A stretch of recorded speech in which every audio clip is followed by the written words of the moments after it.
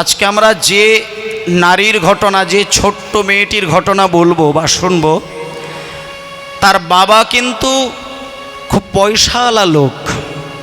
মানে যখন কোনো বাবা মার অনেক ধনসম্পত্তি থাকে, আমরা এমনি একটা বাংলায় কথা বলি, সোনার চামচ মুখে করে ছেলেটা জন্ম নিয়েছে, সোনার চামচ মুখে করে মেয়েটা জন্ম নিয়েছেন।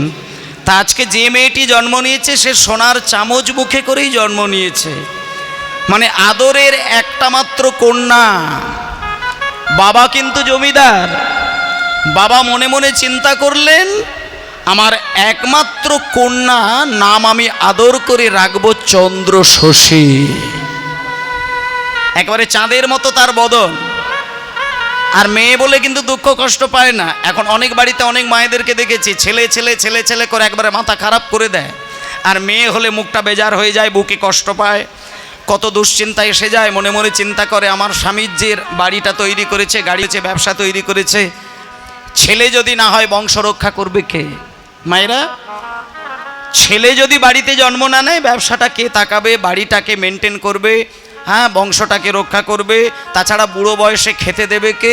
মেয়েরা তো খেতে দেবে না, মেয়েরা তো বিয়ে হয়ে চলে যাবে। একটা কথা আপনাদের বলে দিই, আপনার যদি কপালে খাবারটা না লেখা থাকে, আপনি 10টা ছেলের বাবা হলেও, 10টা ছেলের মা হলেও আপনি না খাবার পেয়েই কিন্তু মরবেন।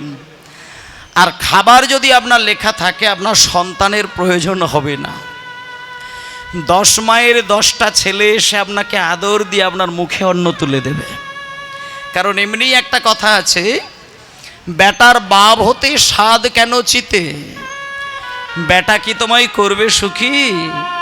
শত বেটার বাবা হয়ে গেছে হাবা, রামায়ণে তার প্রমাণ দেখি। তুমি বাবা বাপ ছেলে ছেলে ছেলে ছেলে করে তুমি পাগল হচ্ছ।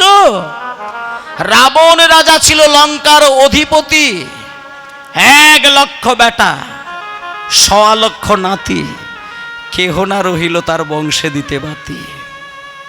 শাস্ত্রে তো তার প্রমাণ দেখি। তাহলে আপনি 10টা ছেলের মা হয়েছেন বলে আপনি অহংকার করবেন? শোনেন, বৃদ্ধাশ্রমে যে বৃদ্ধা মাটা মেরুদণ্ড বাঁকিয়ে মাথা নিচু করে 1000 লোককে আড়াল করে চোখের জলটা মোছে, সেই মায়ের বুকে কান পেতে ভেতরের যন্ত্রণার গল্পগুলো শুনে আসবেন। কোনো তার পেটের মেয়ে কিন্তু তাকে বৃদ্ধাশ্রমে পাঠায় না। সবথেকে বড় কথা হচ্ছে, বৃদ্ধাশ্রমে মা বাবাগুলোকে যারা পাঠায়, সেই ছেলেরা মূর্খ নয়, চাষি নয়, মাতাল নয়, সামান্য টাকা রোজগার করে এমন দুস্থ সন্তান নয়, উচ্চ শিক্ষিত ভদ্র অফিসার হয়ে কিন্তু তার মাকে গোপনে গোপনে বৃদ্ধাশ্রমে পাঠিয়ে রেখেছেন। তাহলে আপনি এখানে কোথায় বিচার করবেন ধর্ম আর অধর্ম?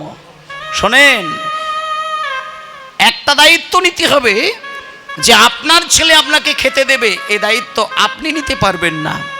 আজকে চন্দ্রশশী দেবী দেখিয়ে দিলেন জগতের মানুষকে, সন্তান জন্ম নেবার আগে মা বাবার গুরু দায়িত্ব থাকে। মা বাবাদেরকে একটা জিনিস লক্ষ্য করতে হয়, দেখুন সেই সন্তানই মাকে হাত বাড়িয়ে খেতে দেবে যে সন্তান কৃষ্ণ ভক্ত হয়।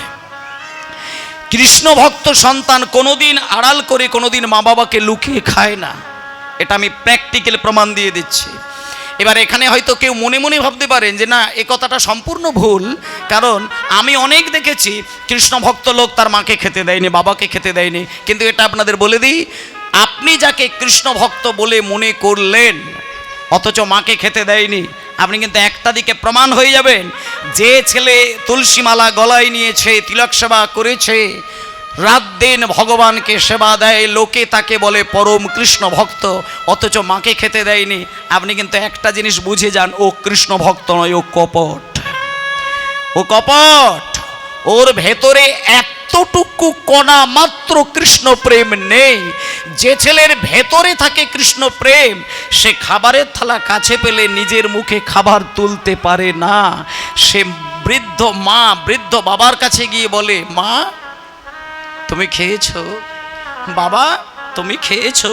এই যে মা খেয়েছে কিনা, বাবা খেয়েছে কিনা, এটা একমাত্র খোঁজ করে সদা সর্বদাই সেই তার যার ভেতরে থাকে কৃষ্ণ প্রেম। তার জন্য বাইরে থেকে কৃষ্ণের আভরণ নিতে লাগে না। তাই কৃষ্ণ ভক্ত ছেলে মা বাবাকে সেবা দেবে, এটা 100 ভাগ শাস্ত্র প্রমাণ দিয়েছেন। আর যে ছেলে মাকে অবমাননা করে সে বাইরে থেকে যতই হা কৃষ্ণ বলুক, ও কৃষ্ণ ভক্ত নয়। আজকে একজন বৈষ্ণবী মা, যিনি এক মায়ের এক বাবার এক সন্তান, কিন্তু মা বাবার মুখ নয়, সারা জগতের, সারা বৈষ্ণব জগতের মানুষের মনের মণিকোঠা আলো করে রেখেছেন। চলুন সেই মায়ের ছোট্ট কন্যা চন্দ্রশশী, একেবারে কোলের বাচ্চা। বাবা জমিদার মনে মনে চিন্তা করলো, আমার একটি মাত্র মেয়ে, আর আমার কিচ্ছু দরকার নেই, আমার ওই এক মেয়েকে আদর ভালোবাসা দিয়ে আমি বড় করব। শোনেন, এখানে যাদের বাড়িতে মা, যে বাবার কোলে মেয়ে আছে আর ছেলে আছে, তাদেরকে আমি একটা কথা বলে দিচ্ছি, শোনেন। এখানে যার বাড়িতে ছেলে মেয়ে দুই আছে, কিংবা ছেলে আছে কিংবা মেয়ে আছে, শুনুন, বাড়ির যারা ছেলে হয়, ছেলেগুলোকে খেয়াল করে দেখবেন, ছেলেগুলো তার বাবাকে খুব ভালোবাসে। কিন্তু এটাও প্রমাণ দেখবেন, ছেলেগুলো বাবাকে যা ভালোবাসে তার থেকে একটু বেশি কিন্তু মাকে ভালোবাসে। আর বাড়ির কন্যাগুলোর দিকে তাকিয়ে দেখবেন, কন্যাগুলো মাকে খুব ভালোবাসে, কিন্তু মায়ের থেকে প্রত্যেকটা বাড়ির মেয়েগুলো দেখবেন বাবার প্রতি ভালোবাসা অনেক গুণ বেশি। হরি বল। প্রত্যেকটা বাড়ির মেয়েরা বাবাকে খুব ভালোবাসেন। আজকে যে মেয়েটির কথা বলবো সেই হলো চন্দ্রশশী দেবী। ছোট্ট একটা কোলের বাচ্চা, আদর খাচ্ছে, মায়ের কোলে আদর খায়, বাবার কোলে আদর খায়। খেতে খেতে খেতে খেতে একটু বড় হয়, সামান্য বড় হয়েছে, কিন্তু বাবা মনে মনে চিন্তা করলেন, আমার মেয়ে চন্দ্রশশী দেবী আমি সমাজের মাটিতে বেশি দিন ফেলে রাখবো না, আমি তড়িঘড়ি করে আমার একমাত্র আদরের কন্যাকে বিবাহের ব্যবস্থা করব। মায়েরা, নারী জীবন সার্থক হয় কখন? শোনেন, এখানে এই যে নারীগণ বসে আছেন, নারী জীবন সার্থক হয় তখন, একটা নারী যতক্ষণ না তার জীবনে বিবাহ হচ্ছে, সেই নারীর গর্ভে যখন সন্তান জন্ম না নিচ্ছে, আর সেই সন্তান একটু বড় হয়ে যখন পিছন থেকে গলাটা জড়িয়ে ধরে মা বলে ডাকলো, দেখবেন নারী জীবন যেন সেই দিনকেই সার্থক হয়ে গেল। প্রত্যেকটা নারীর জীবন পরমানন্দে ডুবে যায় সেদিন, যেদিন তার নিজের গর্ভের সন্তানটা ছোট্ট মুখে গুটি গুটি পায়ে সামনে এসে মা বলে জড়িয়ে ধরে। এটা নিজের ছেলে হলে হয়, বাইরের 10টা ছেলে কিন্তু মা বললে হবে না। তা আজকে এটা কিন্তু বাবার চিন্তা হলো, বাবা মনে মনে চিন্তা করলো, আমার একটা মাত্র কন্যা, আমার মেয়েকে আর বেশি দিন নয়, আমার মেয়ের বিবাহ দেব, আমার মেয়ের নারী জীবন আমি সার্থক করে তুলব। এই বলে তড়িঘড়ি করে নদিয়া জেলার কৃষ্ণনগর, অনেকেই জানেন, সেই কৃষ্ণনগরের একজন জমিদারের একমাত্র পুত্র, তার সঙ্গে মেয়ের বিবাহের ব্যবস্থা করে ফেললেন। হোমা তড়িঘড়ি করে তাড়াহুড়ো করে বিয়ের দিন ধার্য করলেন। ইতিমধ্যে বিবাহের দিন এসে গেল, কত আনন্দ, কত হই হুল্লোড় করে। বাবা,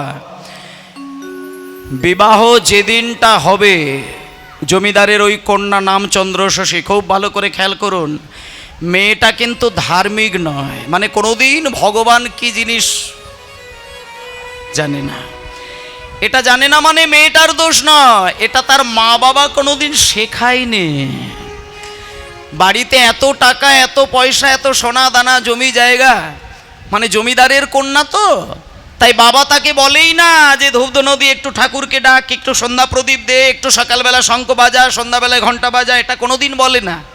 আর মেয়েটারও কোনোদিন প্রয়োজনই হয় না ভগবানকে ডাকার। দেখতে দেখতে মেয়েটাই সামান্য বড় হয়েছে। তাড়াহুড়ো করে বিয়ের দিন সকালবেলায় কত আত্মীয় স্বজন, পাড়া প্রতিবেশী, কত মানুষজন এসে বিবাহের দিনে আনন্দ করে খাওয়া দাওয়া শুরু করলো। সন্ধ্যাবেলায় বিয়ের দিন কি হয় মায়েরা, বিয়ের পিঁড়িতে বিয়ে শুরু হবে, ব্রাহ্মণ এসেছেন, এবার মন্ত্রপাঠ শুরু হয়েছে, আস্তে আস্তে আস্তে, এই বাচ্চাগুলো সাবধানে বসবে, কথা বলবে না। এবার বিয়ের পিঁড়িতে বিয়ে শুরু হবে। হঠাৎ করে বিয়ে হলো, বিয়েটা হয়ে গেল, মায়া মালা বদল হলো, সব হয়ে গেল। কি আনন্দ, কি পরমানন্দ, মা বাবাও আনন্দ পাচ্ছে। কিন্তু ওমা, বিয়ের দিনে পাড়ার সবাই আনন্দ করে, খায় দায়, বিয়ে দর্শন করে, আশীর্বাদ করে, সুন্দর দিন রাত্রির কেটে যায়। সকালবেলাটা বলুন কী রকম দিন কাটে, একটা মানুষকে আপনি দেখাতে পারবেন নাই, তার চোখে এক বিন্দু জল ধরা দেয়নি। এক একটা মানুষকে দেখাতে পারবেন না। সব থেকে বেশি পাগল হয়ে কাঁদে কে জানেন? যে বাড়ির মেয়ে বিয়ে হয়ে যায়, আদরের মেয়ে যদি হয়, সেই বাড়ির সব থেকে বেশি তার বাবার দিকে তাকিয়ে দেখবেন। আর মেয়েটাও যখন মাকে প্রণাম করবে, যতটা ব্যথা না পায়, বাবাকে প্রণাম করতে গিয়ে ব্যথা সামলাতে পারেন না। আজকে চন্দ্রশশী দেবী মায়ের কোলে কতটুকু ভালোবাসা পেয়েছে, বাবা তো সারাটা দিন ধরে মেয়েকে ভালোবাসা দিয়েছেন।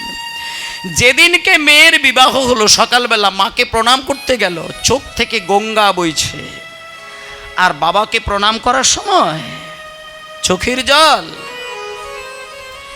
বুক চাপড়ে কাঁদতে কাঁদতে বাবাকে প্রণাম করতে গিয়ে জ্ঞান হারিয়ে যায়। ওই চন্দ্রশশী দেবী ভাবতে পারে না যে বাবার আদর খেতে খেতে আমি এতগুলো দিন বড় হলাম, আজকে সেই মা বাবাকে পর করে দিয়ে পরের বাড়িতে গিয়ে আপন সংসার সাজাতে হবে। এটা জমিদার ওই মেয়েটি বুঝতে পারে না। কিন্তু বাবাকে প্রণাম করতে গিয়ে যখন কাঁদতে কাঁদতে জ্ঞান হারিয়েছে, সঙ্গে সঙ্গে মাথায় জলের ছিটে দিয়ে জ্ঞান ফিরিয়ে দিয়ে বাবা মেয়েটার মাথাটাকে বুকের মাঝখানে রেখেছে, মাথায় হাত বুলিয়ে দিয়ে বলছে, মারে কাঁদিস না, শোন শোন, একটা কথা বলি, শোন, আমার কথাটা একটু মাথায় রাখবি, তুই তো আমার কন্যা, তুই তো আমার মেয়ে। প্রত্যেকটা মেয়ের কিন্তু পরের ঘরে জন্ম হয়, এটা তো জানা নেই, তাই জন্য তুই কাঁদছিস। এই যে আমি তোর বাবা, এই যে পাশে দাঁড়িয়ে রয়েছে তোর মা, এরা তোর আপনজন নয়, এরা সবাই পর। আজকে এই যে তোর পাশে দাঁড়িয়ে রয়েছে, এই তোর আপনজন। চোখের দিকে তাকিয়ে দেখ, আপন মানুষ এতদিন ছিল না তোর কাছে, আজকে তোর পাশে দাঁড়িয়েছে। শোন মা, আমি তোকে একটা কথা বলি, আপন মানুষকে কাছে পেয়ে, আপন মানুষের হাত ধরে আপন বাড়িতে গিয়ে আপন সংসার, এই বাবা,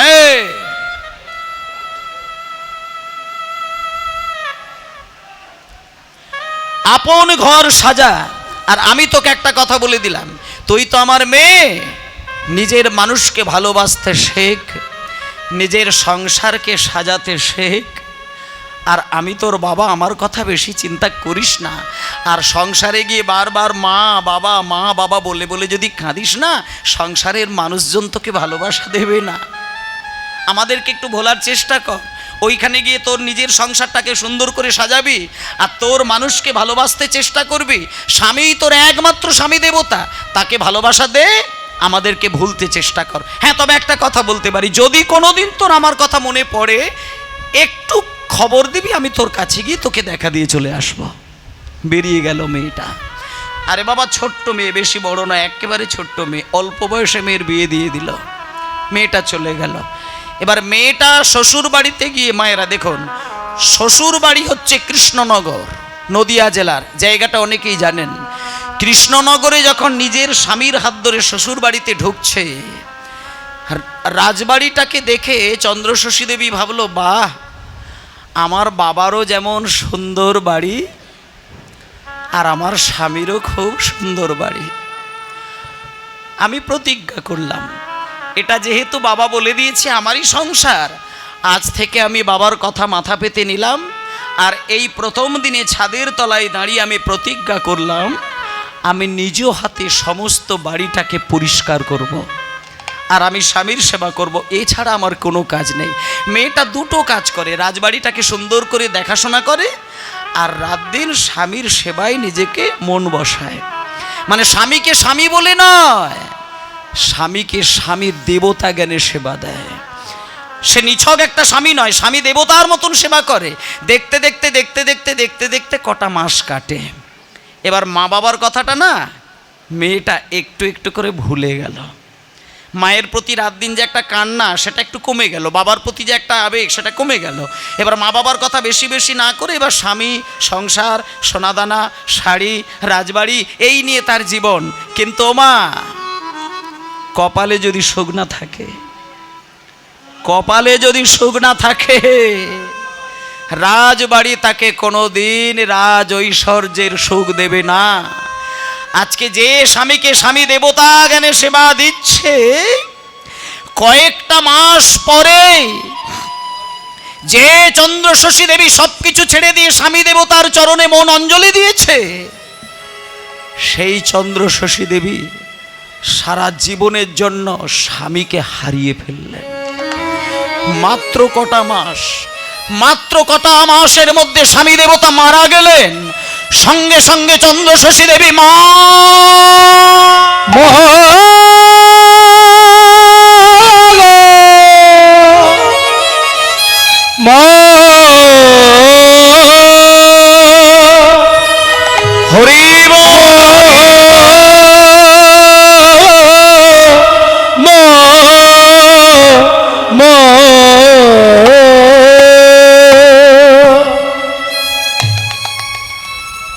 স্বামী দেবতা যখন মারা গেলেন, চন্দ্রশশী দেবী পাগল। স্বামীর চরণে আছাড় কাছাড়কে মা বাবাকে ডাকছে।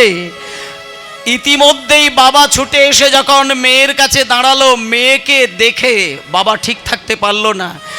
সঙ্গে সঙ্গে চন্দ্রশশী দেবীকে বুকে টেনে নিয়ে বাবা বলছে, মারে কাঁদিস না, আমি তোকে কথা দিলাম মা, তুই তো আমার মেয়ে, আমি তোকে কথা দিলাম শোন, এই যে স্বামী তোর জীবন থেকে হারিয়ে গেল, আমি তোর বাবা, আমি প্রতিজ্ঞা করলাম আমার যত টাকা লাগে লাগুক, আমার যত টাকা খরচা হয় হোক, আমি এই বাংলার মাটিতে খুঁজে খুঁজে আবারও কোনো জমিদারের পুত্রের সঙ্গে তোর বিবাহের ব্যবস্থা করব। হরি বল, হরি বল।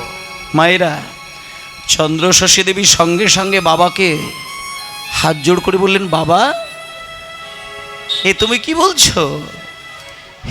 কি বলছো, আমি আবার বিবাহ করব? শোনো বাবা, একটা কথা বলি, আমার এই হৃদয় সিংহাসনে আমি স্বামী দেবতার আসনে যে মানুষটাকে একবার বসালাম, আমি যতগুলো দিন বেঁচে থাকব ততগুলো দিন আমার এই সিংহাসনে আমি দ্বিতীয় কোনো পুরুষকে আর বসাবো না। বাবা, আমি যতদিন বেঁচে থাকবো, আমার যদি স্বামীর জন্য মন কেঁদে ওঠে, আমি চোখ বন্ধ করলে আমার সিংহাসনে যেন আমি এই স্বামী দেবতাকে দেখতে পাই। আমি আর কোনোদিন কাউকে ভালোবাসতে পারবো না বাবা, আমি বিবাহ করব না, বাবা কিন্তু আর দ্বিতীয়বার কথা বললেন না। তাহলে দেখুন, পতিব্রতা নারী কাকে বলে? স্বামীকে স্বামী দেবতা জ্ঞানে যাকে বসিয়েছেন তাকে আর সরাবে কি করে? দেখতে দেখতে মাত্র কটা দিন কাটলো, কয়েকটা দিন পরে চন্দ্রশশী দেবী শ্রাদ্ধের ব্যবস্থা করলেন। আমরাও বাড়িতে দেখবেন কেউ মারা গেলে তার যথাযোগ্য শ্রাদ্ধ অনুষ্ঠান করি এবং ব্রাহ্মণ ডাকি, আর বিভিন্ন মানুষকে নিমন্ত্রণ দিয়ে শ্রাদ্ধ অনুষ্ঠানে সেবা দিই। আর আজকে ঠিক সেইভাবে দেখুন, জমিদার গিন্নিমা তার স্বামী মারা গিয়েছে বলে তার এইরকমভাবে রাজবাড়ির উঠানের মধ্যে শ্রাদ্ধযজ্ঞ শুরু হচ্ছে। হাজার হাজার মানুষকে হাতে ধরে নিমন্ত্রণ দিয়েছেন, সবাই জমিদার বাড়িতে আসলেন, কিন্তু মা শ্রাদ্ধ তো শুরু হলো, কত মানুষকে সেবার জন্য ভালো ভালো রান্না তৈরি হলো, কিন্তু আসল কাজটা কিন্তু চন্দ্রশশী দেবী করেননি। সেটা কি? যে কাজটা না করলে কারোর আত্মার শান্তি ঘটে না, আজকে সেই কাজটাই কিন্তু জমিদার গিন্নিমা করলেন না। এবং সেটা কি না, সেটা আজকে বাবা, আরে বাবা, এই জল টল দিতে গেলেই তো গান বাজনা ডিস্টার্ব হবে বাবা, তুমি এই 5টা দিয়েছো দিয়ে দাও, কিন্তু আর এসব দান করো না বাবা। কীর্তনের মাঝে ওই চা দেওয়া, জল দেওয়া, এসবগুলো করো না, এটা করবে না, এটা আমি অনুরোধ করছি। মানে কীর্তন মাঝে হঠাৎ করেই কোনো খাদ্য এসে দেবেন না, এটা তাহলে কীর্তনের অসভঙ্গ হবে, করবেন না। জয় নিতাই, হরি বল। আজকে জমিদার গিন্নিমা সব করেছে, সব সব সব সব একটাও জিনিস বাদ দেয়নি, শুধু একটা মূল কাজ তিনি করেননি। সেটা কি? সেটা পাশের গ্রাম থেকে একদল বৈষ্ণব সম্প্রদায়, তারা চন্দ্রশশী দেবীর ভুলটাকে ভাঙানোর জন্য প্রভাতকালে চলে এসেছেন। প্রভাতকালে এসেই দরজার সামনে সেদিনকে শ্রাদ্ধযজ্ঞ হচ্ছে। বাবা, সকালবেলায় চন্দ্রশশী দেবীর চোখের জল তো বন্ধ হয় না, স্বামী হারিয়ে গেছে, তার শ্রাদ্ধ অনুষ্ঠান হবে, মানুষজন এসেছেন, সেইখানে হঠাৎ করে দরজার সামনে যখন একদল বৈষ্ণব সম্প্রদায় সেই ভজ শ্রীকৃষ্ণ লহ শ্রীকৃষ্ণ গান গাইতে গাইতে ভেতরে আসছেন, জমিদার গিন্নিমা ছুটে গিয়ে তাদেরকে প্রণাম জানালেন, আর বৈষ্ণব সম্প্রদায়কে প্রশ্ন করলেন, বাবা কে আপনারা?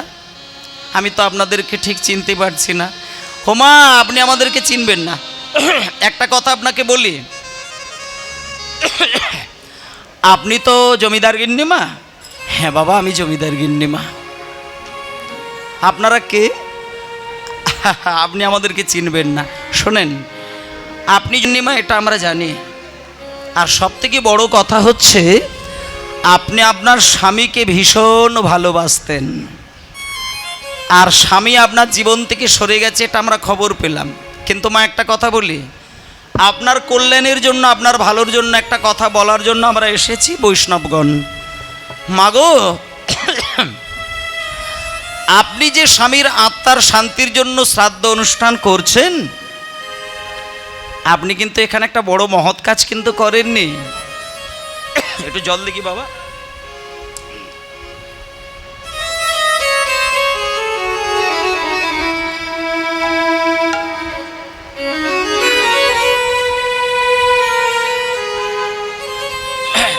হরিবোল হরিবোল হরিবোল হরিবোল হরিবোল। বৈষ্ণবগণ বলছেন, মা, আপনি স্বামীকে ভালোবাসতেন, স্বামীর আত্মার শান্তির জন্য নিজের জীবনটাকেও বলি দিলে আপনি তাতে কষ্ট পাবেন না, এটা আমি জানি। কিন্তু মা, একটা কথা বলি, স্বামীর আত্মার শান্তি পেতে গেলে এই যে এখানে হাজার হাজার ব্যক্তিগণ বসে আছেন, তো এদেরকে যদি আপনি প্রাণ ভরে শুধু খাইয়েও যান, তাতে করে কিন্তু আপনার স্বামীর আত্মা কিন্তু শান্তি পাবে না।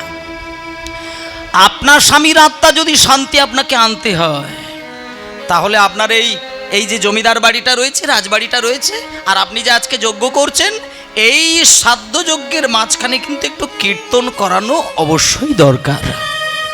কীর্তন, দাঁড়াও দাঁড়াও দাঁড়াও দাঁড়াও দাঁড়াও, কীর্তন কি জিনিস?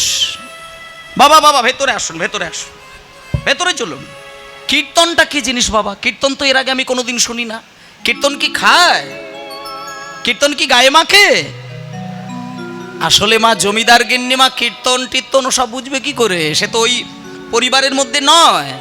যখন বলছে কীর্তনটা কি জিনিস, তখন এইবার বৈষ্ণবগণ বলছেন কীর্তনটা হচ্ছে ভগবানের নাম সংকীর্তন।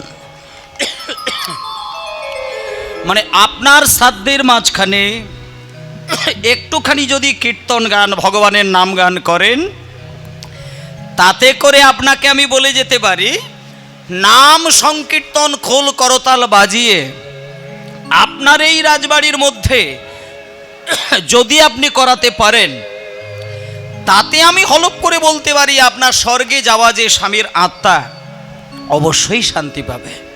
তাই একটু হরিনামের ব্যবস্থা করুন। সঙ্গে সঙ্গে জমিদার গিন্নিমা বললেন, শোনো বাবা, হরিনাম করে আমার স্বামীর আত্মার যদি শান্তি হয়, আমি আপনাকে একটা কথা বলি, যত টাকা লাগে আমি এক্ষুনি দিয়ে দিচ্ছি, আপনি ইতিমধ্যেই হরিনামের ব্যবস্থা করুন। তাতে করে যদি আমার রাজ সর্বস্ব চলেও যায়, তাতে আমার অসুবিধে নেই।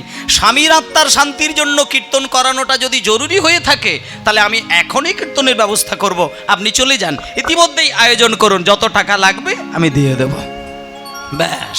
ওই জন্য দেখবেন আমাদের সনাতন ধর্মের কেউ মারা গেলে শ্রাদ্ধযজ্ঞের মাঝখানে একটা দিকে কিন্তু খোল করতাল বাজিয়ে একটু কৃষ্ণ নাম কিন্তু হবেই হবে, এবং এটা অবশ্য করে বাড়িয়ে করার দরকার।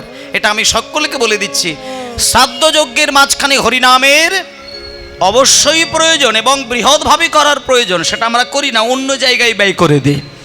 কিন্তু আজকে চন্দ্রশশী দেবী সঙ্গে সঙ্গে সমস্ত মানুষজনকে বলে দিলেন, ওগো, আমার এই রাজবাড়ির একটা দিকে মঞ্চ তৈরি করে ফুলের বাসর সাজিয়ে সেইখানে কীর্তনিয়াকে ডেকে কীর্তনের ব্যবস্থা করো, যত টাকা লাগবে আমি দিতে প্রস্তুত, ইতিমধ্যেই কীর্তন শুরু করো। এইবার ভক্তমণ্ডলী মায়েরা কীর্তনিয়াকে ডাকলেন, কীর্তন শুরু হবে।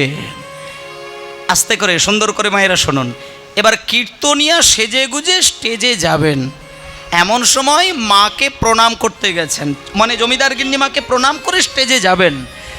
কীর্তনিয়া মায়ের কাছে গিয়ে বলছেন, ও মা, আপনি তো জমিদার গিন্নিমা? হ্যাঁ বাবা, আমি জমিদার গিন্নিমা। ঠিক আছে বাবা, আশীর্বাদ করলাম, তুমি কীর্তন শুরু করো। সঙ্গে সঙ্গে চন্দ্রশশী দেবী বলছেন, মা শোনেন, একটা কথা বলবো, ছোট মুখে বড় কথা বলবো, আপনি কিছু মনে করবেন না।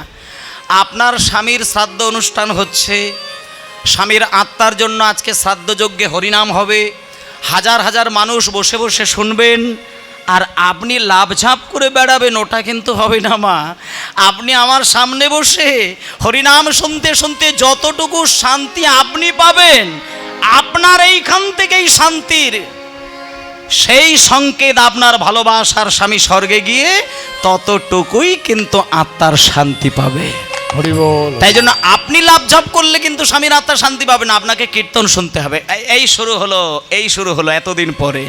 এইবার জমিদার গিন্নিমা কথা দিলেন, বাবা কীর্তন শুনলে যদি স্বামীর আত্মা শান্তি পায়, তুমি চিন্তা করো না, আমি তোমার সামনে বসে হাত জোড় করে কীর্তন শুনবো, যতক্ষণ তুমি গাইবে আমি ততক্ষণ মন দিয়ে কীর্তন শুনবো, চলো আমি তোমার সামনেই যাব। ব্যাস, এইবার কীর্তনিয়া আসরে আসলেন, এই যেমন আপনারা বসেছেন, আর জমিদার গিন্নিমা একেবারে কীর্তনিয়ার সামনে বসে হাত জোড় করে চোখ বন্ধ করে মন দিয়ে কীর্তন শুনছেন। আর যিনি কীর্তনিয়া, তিনি কিন্তু একটা গান শুরু করলেন, খুব বিখ্যাত গান, দামেনে। আমি আপনাদের এই কঠিন পদটার মানেটা কিন্তু বলে দেবো, বুঝিয়ে দেবো। আর একটা কথা বলে দিই, মানে কীর্তন গানের মধ্যে এই যে কোমর দোলানো একটা মানে সেই নাচের গান বাজনা কিন্তু আমি করি না, আর এখানে করবও না। কারণ একটা জিনিস হচ্ছে কি, কীর্তন স্টেজে দাঁড়িয়ে দাঁড়িয়ে ধেই ধেই ধেই ধেই করে ওই সর্বক্ষণ ধরে গরম করার গান বাজনা যদি গাওয়া হয়, ওখানে আংশিকভাবে দেহ গরম হয়, কিন্তু ভক্তিটা কিন্তু বিগলিত হয় না। যে গানে দেহ দোলে, কোমর দোলে, ঘাড় দোলে, সেই গানে কিন্তু আত্মা দোলে না। আর কীর্তন গানে যদি আত্মাকে না দোলানো যায়, সেটা কীর্তন শোনা আর বাইরের কাঁচা হিন্দি গান শোনা মানেটা কিন্তু একই হয়ে যায়। আজকালকার দিনের রাসলীলা শুনতে গেলে দেখবেন একটা ভক্ত অভক্ত হয়ে যাবে, একটা মানুষ অমানুষ হয়ে যাবে, এমনভাবে রাসের নাচ গান হয়। মানে রাসের গান শুনলে মানুষ বুক চাপড়ে কাঁদতে কাঁদতে জ্ঞান হারাতে পারে। আর আজকে রাসমঞ্চে দাঁড়িয়ে, কীর্তন স্টেজে দাঁড়িয়ে যে রাস হয়, বলুন, আমি বলতে পারবো দু ধরনের মানুষ কিন্তু বর্তমানের কীর্তন আসরে দাঁড়িয়ে রাস গান শুনতে পারবে না। এক হচ্ছে 100% ভদ্রলোক যিনি হবেন, তিনি কোনোদিন রাসমঞ্চে দাঁড়িয়ে আজকের দিনের রাসলীলা কিন্তু শুনতে পারবেন না। আর যিনি গভীর অনুরাগী কৃষ্ণ ভক্ত, তিনিও কিন্তু রাসমঞ্চে দাঁড়িয়ে রাস শুনতে পারবেন না। আর আপনাদেরকে অনুরোধ করব, যে রাস নাচ গান বাজনা দেখতে গেলে চৈতন্যের আদর্শটা আপনার অজান্তেই সরে যায়, আমি আপনাদেরকে অনুরোধ করব সেই রাসমঞ্চে না থাকাই আপনার শ্রেয়। ভক্তের হৃদয় বিগলিত হয়ে যদি কৃষ্ণের উদ্দেশ্যে প্রীতি তৈরি না হয়, তাহলে সেই কীর্তন আসরে বসে থাকলে একটা ভক্তও কিন্তু অভক্ত হয়ে যায়, এটুকু আমি বলে দিতে পারি। তাই জন্য আমি এখানে যে গান বাজনাটা করব, সেখানে আবেগের জায়গাটাকে ধরে রেখে ওই ড্যান্স দেওয়ার মতন গান বাজনা কিন্তু আমি করব না। সেজন্য এখন যে পদ গানটা গাইছে, এটা হচ্ছে, আপনারা অনেকেই জানেন, যারা অনুরাগী কৃষ্ণ ভক্ত তারা এই গানটা জানেন, আমি তার বিশ্লেষণটা ছোট্ট করে বলবো। যিনি কীর্তনিয়া তিনি গাইছেন, দামেনে দামেনে দাম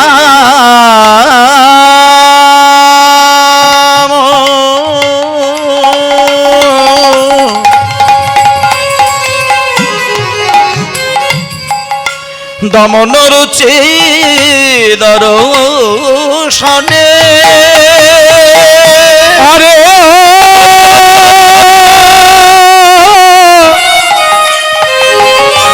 দামিনী নম দমন রুচি দর্শনে,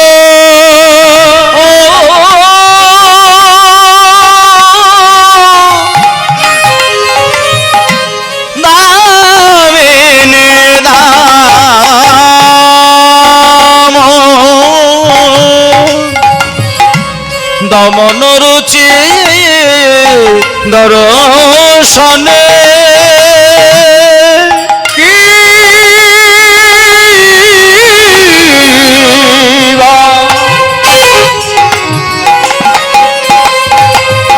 দামিনী দম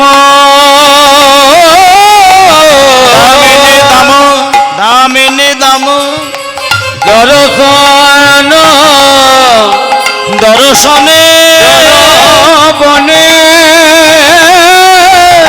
দাঁড়াও দাঁড়াও দাঁড়াও দাঁড়াও, আস্তে বাবা আস্তে। দামিনী দাম দমনরুচি দর্শনে দূরে গেও দরপক দাপ। মানে প্রত্যেকটি শব্দের প্রথম বর্ণটা হচ্ছে দ, তাই নাকি? দেখুন প্রত্যেকটা শব্দের প্রথম বর্ণটা হচ্ছে দ। দামিনী দ দিয়ে শুরু, দামিনী দাম দমনরুচি দর্শনে দূরে গেও দরপক দাপ। সেই দ দ দ দ দ দ দ দয়ের অনুপ্রাস অলঙ্কার। হ্যাঁ, তাহলে এই যে দামিনী দাম দমনরুচি, মানে এর বিশ্লেষণ যখন করলেন, তারপরে আবার কীর্তনিয়া একেবারে শেষের দিকে যখন তুমি আপনা হইতে হও আপনার, দাঁড়াও, এই গানটা সবাই জানেন। যারে কেহ নাই তুমি আছো তার, একই সবই মিছে কথা ভাবি সেবারতা, বড় বাজে দিন স্মরণে কেন বঞ্চিত হব চরণে, কেন বঞ্চিত হব চরণে, কেন বঞ্চিত হব চরণে, কেন বঞ্চিত হব চরণে। আমি কত আশা করে বসে আছি পাবো, জীবনে না হয় মরণে, কেন বঞ্চিত হব চরণে,